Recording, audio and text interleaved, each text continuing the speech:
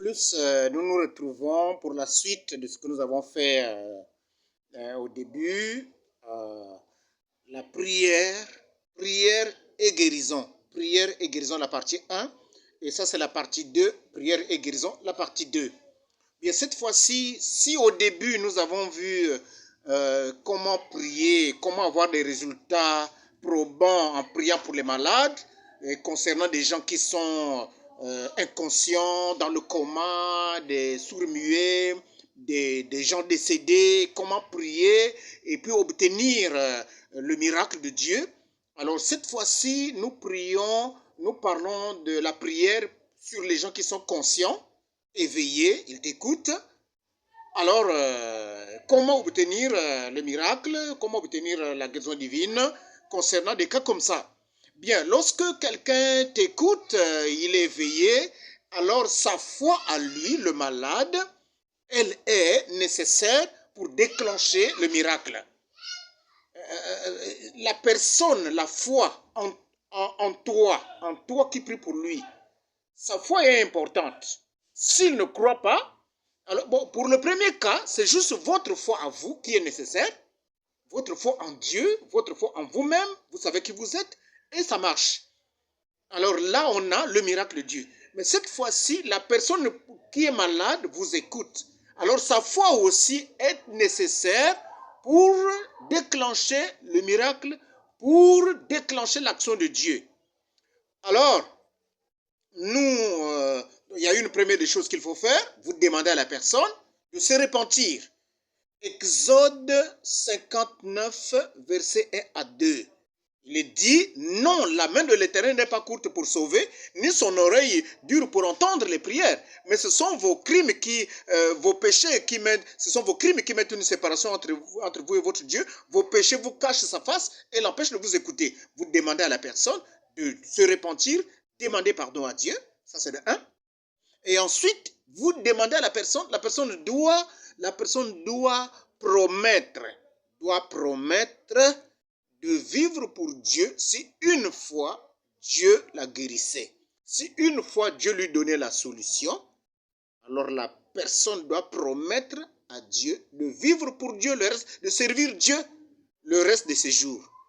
Et je pense qu'après ceci, nous allons prier pour toi. Je vais prier pour toi qui a une situation difficile, qui a besoin de l'action de Dieu. Je vais prier pour toi. Maintenant, prends ces consignes ici. Alors, pendant que j'explique, déjà la première partie, fais ça. Demande pardon à Dieu. Toi qui veux l'action de Dieu, peut-être que tu es à l'hôpital, peut-être que tu seras, peut-être que tu n'écouteras que cette bande, ou quelqu'un t'amènera cette bande. Tu veux l'action de Dieu tout de suite. Demande pardon à Dieu d'abord de tout ce que tu as fait. Demande pardon à Dieu. Repends-toi. Demande pardon à Dieu. Regrette ce que tu as fait. En regrettant ce que tu as fait, en demandant pardon à Dieu, avec l'intention de ne plus le refaire. C'est ça la bonne repentance, avec l'intention de ne plus faire le mal que tu viens de confesser. Ça, c'est de 1. Et si tu le fais, alors, aie la foi. Aie la foi. Que quand je vais prier pour toi, ça va marcher. Aie la foi. C'est ça la deuxième chose. Aie la foi. Parce que mon Dieu n'échoue jamais. Mon Dieu ne rate pas. Je lis Acte 14. Acte 14, verset. Acte 14, verset. Acte 14, verset 8 à 9. Alors écoutez, ici c'est un exemple, mais aujourd'hui c'est toi. Je prends juste un exemple ici comme modèle, mais c'est de toi qu'il s'agit. Alors fais la même chose. À Lystre se tenait assis un homme impotent de pied. Un homme, il n'avait jamais marché. Un paralytique si vous voulez. Boiteux de naissance, qui n'avait jamais marché. Il écoutait parler Paul. Et Paul, fixant les regards sur lui, et voyant qu'il avait la foi pour être guéri, vous voyez, lui l'impotent là, il n'avait jamais marché. Mais quand Paul l'a regardé, Paul a su qu'il avait la foi pour être guéri. La foi de la personne, ta foi est nécessaire. Dans ce cas-ci, je vais prier pour toi, mais ta foi est nécessaire. Il faut que tu croies que cette prière ici que je vais faire ici, c'est la dernière, la fin de tes souffrances. Il faut que tu croies. Tu es cette foi-là. Parce que s'il y a quelqu'un qui n'échoue jamais, c'est Dieu. Il y a une chose que Dieu ne peut jamais faire, c'est échouer et c'est faillir. Ça, impossible. Je vais prier pour toi. Je vais demander à mon Dieu, le Seigneur Jésus-Christ, Dieu de William Branham, mon Dieu à moi. Et il va régler ton problème. Tout de suite, pas demain. Aie la foi. Sache que c'est la fin de tes souffrances. Vous voyez, donc, la foi de la personne est nécessaire dans ce cas-ci, dans ce deuxième cas-ci. La foi de la personne est nécessaire. Et voilà pourquoi même quelqu'un d'hypocrite peut obtenir la guérison divine. Voilà pourquoi vous pouvez voir des hommes, il fait tous les gestes possibles, le tape à l'œil, juste pour susciter la foi de celui-là qui a le besoin de la guérison divine. Juste, vous pouvez voir la personne rouler sur du sable, mettre sur lui la poussière. Tous ces gestes-là, c'est pour susciter quand la personne va dire ah non, ça, ah donc cette fois-ci je suis guéri. Ah non, je crois que je suis guéri. Ah, cette fois-ci, vraiment, c'est fini. Ah, là vraiment, la personne là est sérieuse. Voilà ce qu'on veut obtenir. Et même un hypocrite, s'il obtient ça, si le malade se dit ça, cette fois-ci, je suis guéri. Dieu honorera cette fois-là et guérit la personne. Oui, c'est comme dans Jean 11, 22. Jean 11, 22, Marthe, la sœur de Lazare, il y a un décès dans la famille. Lazare est décédé. Maintenant, sa sœur, voyant Jésus, elle dit au verset 22, je sais que même maintenant, tout ce que tu demanderas à Dieu, Dieu te l'accordera. Quelle foi!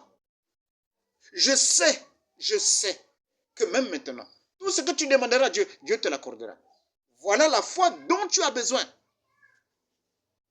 Toi aussi, c'est ce que tu dois dire. Je sais que tout ce que ce monsieur demandera à Dieu, Dieu le lui accordera. La prière qu'il va faire, j'ai la solution. Dieu va accorder cela. C'est ça, tu es dans cette attitude, mon frère ou ma soeur. La prière que je vais faire, c'est la dernière, tu t'en sortiras. Voilà. Donc, dans ce cas-ci, on a besoin de la foi de la personne. Je peux te donner quelques témoignages.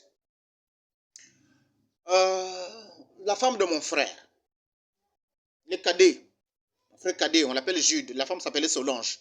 Pour ceux qui me connaissent ma vie privée, c'est ma famille, ils savent de quoi je parle, ils peuvent se rappeler. Mon cadet s'appelle Jude, il est policier à Brazzaville.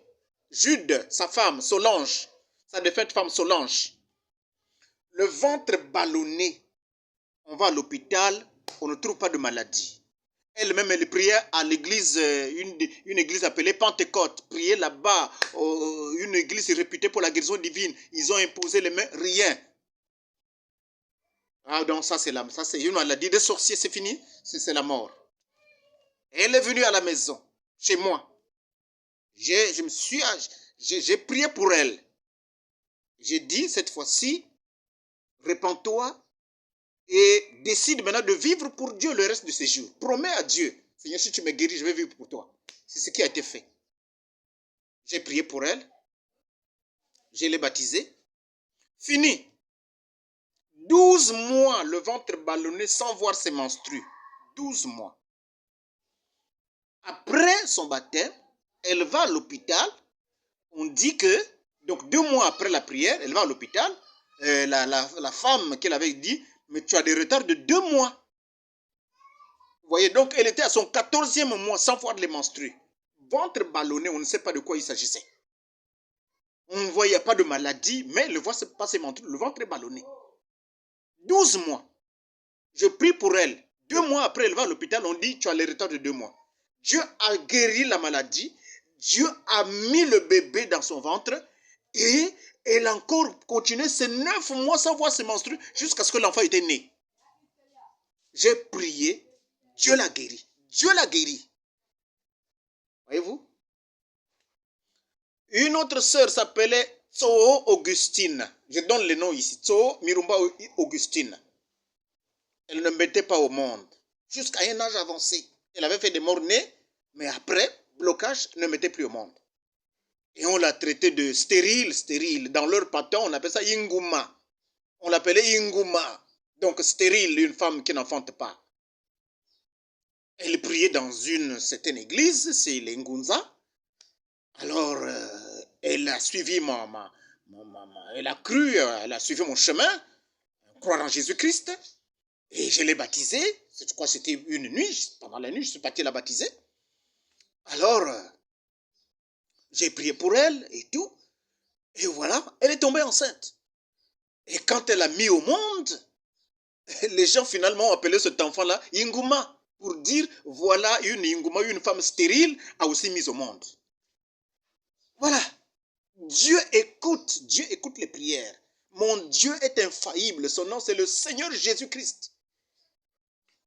Il y a eu aussi eu une femme, on l'appelait Binga. Sa fille s'appelle Hélène. Elle vivait à Pointe-Noire, en République du Congo, avec sa maman. Donc la sœur Hélène, sa maman, s'appelle Binga, malade, c'est le foie. Le foie était enflé, je ne sais pas médicalement qu'est-ce que c'est, pas c'est la cirrhose de foie ou quoi. Le foie, on ne pouvait pas l'opérer. Elle l'a mené chez les Chinois, elle a mené sa maman dans les hôpitaux et tout, l'argent fini et tout, dépense, aucun changement. Bon, on lui a dit, bon, amène maman au village, hein, et puis bon, elle va mourir. Bon, on s'attend à la mort parce qu'on a tout fait. Elle est arrivée au village, pendant que je suis au village, je suis pasteur. Alors, c'est dit, ça, je ne peux pas aussi accepter que maman meure comme ça. Je vais quand même aller à l'église de la parole. C'est comme ça qu'on nous appelle là-bas. L'église de la parole. À cause des brochures, des livres où on a écrit la parole parlée. Donc, quand les gens nous voyaient avec ces brochures, c'est l'église de la parole parlée. Elle est venue à la maison avec sa maman. Nous nous sommes agenouillés. J'ai prié. Et j'ai dit la même chose. À partir d'aujourd'hui, vis maintenant pour Dieu et prends le baptême. Je l'ai baptisée dans l'eau. Et je prie pour elle, et puis je l'ai baptisée dans l'eau. Et non, j'ai prié pour elle, alors elle est partie dormir. Alors elle va dormir, elle a dormi, parce qu'avant elle ne marchait doucement, pour éviter les secousses, parce que le foie était enflé. Elle marchait doucement. Elle est partie. J'ai prié pour elle, elle est partie. Alors Dieu l'a guérie totalement. Je dis, hein, vous connaissez sa fille, elle s'appelle Hélène. La fille de Madame Binga, à Pointe-Noire, en République du Congo. Alors elle est partie, elle a dormi correctement. Le lendemain, je quitte ma maison, je viens au marché. Elle aussi, elle traverse le marché pour venir chez moi à la maison. Elle marchait. Hein? Voilà. Vraiment sans problème, vaillamment. On se croise. Papa, je viens pour que tu ajoutes encore la prière parce que j'ai bien dormi. Regarde comment je marche comme quand j'étais fille. Regarde comment je marche. Vraiment, j'ai dormi un bon sommeil. En tout cas, je ne sens plus rien. Ajoute-moi encore la prière. J'ai dit, ma soeur, ce n'est plus mon affaire. J'ai prié pour toi. Jésus lui-même t'a couvé maintenant comme une poule couvre ses œufs. Donc, c'est Jésus qui te couvre maintenant. C'est lui qui s'occupe de toi. Toi, maintenant, vis pour lui. Alors, il faut que tu prennes ton baptême et que tu vives désormais pour Dieu. Je suis parti, je l'ai baptisée et elle était guérie. Voilà. Dieu n'échoue jamais. Dieu n'échoue jamais. Si votre repentance est bonne, Dieu n'échoue jamais. Au moment où je donne ce témoignage-là, toi aussi répands-toi et décide d'être baptisé au nom de Jésus-Christ et vis désormais pour Dieu le reste de tes jours. Promets ça à Dieu, tu vas voir le miracle de Dieu. Voyez, il y a tellement de témoignages, sans compter sur moi-même, il y a des témoignages. Jésus-Christ est le même. Hébreux 13:8, Jésus-Christ est le même hier, aujourd'hui et pour toujours. Jésus-Christ ne change pas. S'il a guéri les gens là-bas, il guérit encore les gens aujourd'hui. C'est pas nous, c'est Jésus. Nous, on prie seulement. Voyez-vous, mais il faut que toi, tu crois, tu saches. Alors, pour que ta foi soit soit active. Il ne faut pas qu'il y ait quelque chose entre toi et Dieu. C'est-à-dire que le péché. Demande pardon à Dieu et que le péché la quitte. Alors, l'assurance va s'installer. Je vais prier pour toi. Et tu vas voir. Alors, mon frère, ma soeur, je pense que toi qui me suis, je pense que tu as pris le temps de te repentir parce que tu as tellement souffert. Je pense que Dieu n'est pas d'accord que tu souffres comme ça. C'est le diable qui te fait souffrir. C'est le diable qui rend malade. Dieu ne rend jamais malade. Alors, Dieu est le libérateur, le sauveur, le guérisseur. Le même, il ne change pas. Il a été visible, physique là-bas en Palestine. Il a guéri les malades. Là-bas en Israël, aujourd'hui c'est le même Jésus, sauf qu'il est invisible, mais la même personne. Alors je vais prier pour toi. Je pense que si tu ne t'es pas encore repenti, appuie sur la pause et demande pardon à Dieu du mieux que tu peux. Et si tu as des trucs, des totems, des fétiches, des livres magiques, amène ça, donne ça à un homme de Dieu. Si tu es dans ma ville ici, amène ça, on brûle ça. Pour que tu n'aies plus de problème. Et Dieu te protégera, Dieu gardera, Dieu te sera ta sécurité, tu seras en paix. Donc, et si toi tu t'es repenti déjà, alors je peux prier pour toi. Peu importe ton besoin, peu importe ce que tu veux, peu importe la maladie, Dieu est le spécialiste. Quand il te créait dans le ventre de ta maman, est-ce que papa savait ce qui se passait? Est-ce que ce temps-là, tu étais dans une église? Non. Ces choses-ci n'ont pas besoin, ce n'est pas l'église, on n'a pas besoin de religion d'église, non. Le Créateur avec toi, c'est tout. Il t'a créé dans le vent, il t'a gardé en vie, parce qu'il ne veut pas te perdre. Il ne veut pas que tu souffres.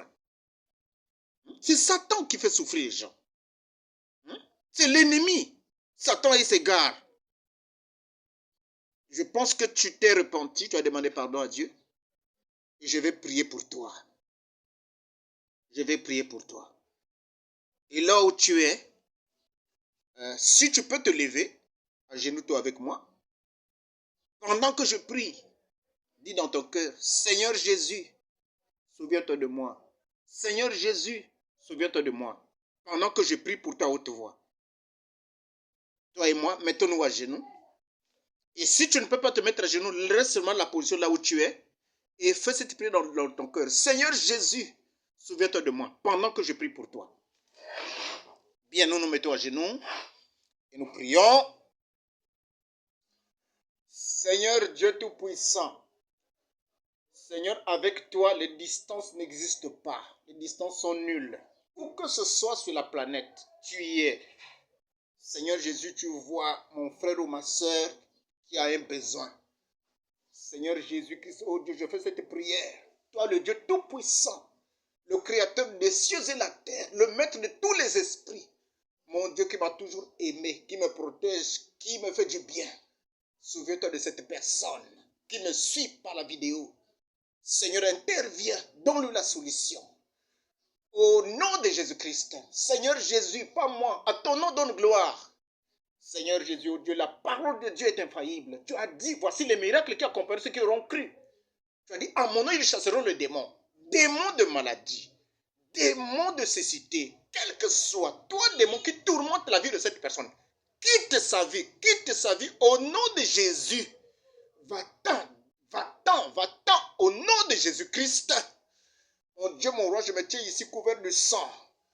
Oh Dieu Tout-Puissant, oh Dieu Tout-Puissant. Je te confie tous ceux qui écoutèrent cette prière. Non pas moi, à ton nom donne gloire Jésus. Les voilà à toi, Seigneur Jésus. Agis, Père. Où que ce soit, Seigneur Jésus, mets ta main, Seigneur Jésus. Donne la solution, Seigneur Jésus. Pour la gloire de ton nom, Dieu de William Branham, Dieu de la Bible, Dieu d'Israël, Créateur de toutes choses, le Maître de tous les esprits. Mon Dieu, mon roi, je te les confie, Seigneur Jésus. Continue avec eux, traite avec eux, Seigneur. Agis, Seigneur. À ton nom, donne gloire. Mon frère, ma soeur, au nom de Jésus-Christ, reçois ta guérison, reçois ta solution, reçois ton besoin. Au nom de Jésus-Christ, reçois-le. Jésus-Christ te l'accorde. Au nom de Jésus-Christ. Amen.